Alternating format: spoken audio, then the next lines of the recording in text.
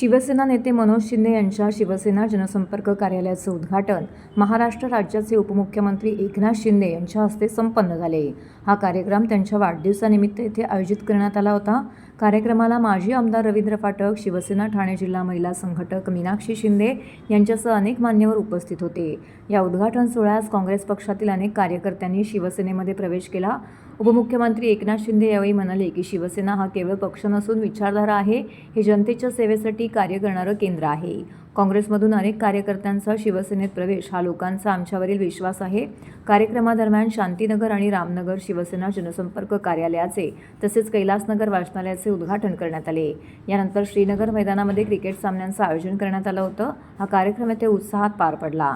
मोठ्या संख्येने शिवसैनिक आणि नागरिकांनी येथे हजेरी लावली होती। नवीन जनसंपर्क कार्यालय नागरिकांसाठी महत्त्वाचे ठरेल असा विश्वास यावेळी मान्यवरांनी व्यक्त केला।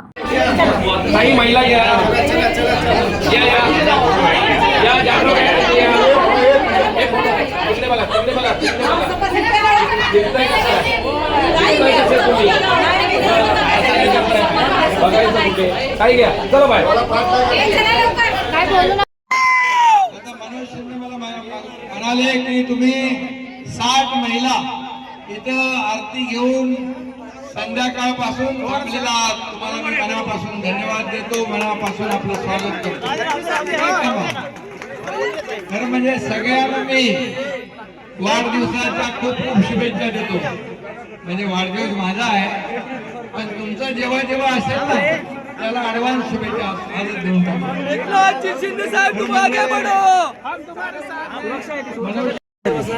त्यांचा संपूर्ण परिवार शिवसेनेमध्ये सामील झाला, त्यांचं मी यापूर्वी मनापासून स्वागत केलेलं आहे। आणि एक बोर्ड मला सांगितलं मगाशी 35 वर्षानंतर भगवा बोर्ड इथे लागला।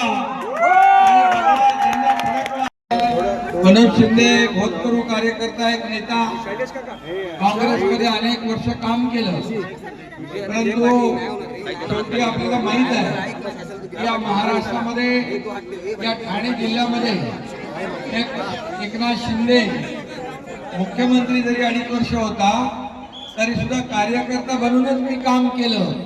कालही कार्यकर्ता म्हणून काम केलं, आजही कार्यकर्ता म्हणून आणि उद्याही कार्यकर्ता म्हणूनच काम करणार। आता सीएम म्हणजे त्यावेळेस मला सगळे चीफ मिनिस्टर म्हणायचे, मी म्हणायचो सीएम म्हणजे कॉमन मॅन, आता डीसीएम आहे, आता dedicated to common man. Common मॅनला समर्पित आपल्याला काम करायचं।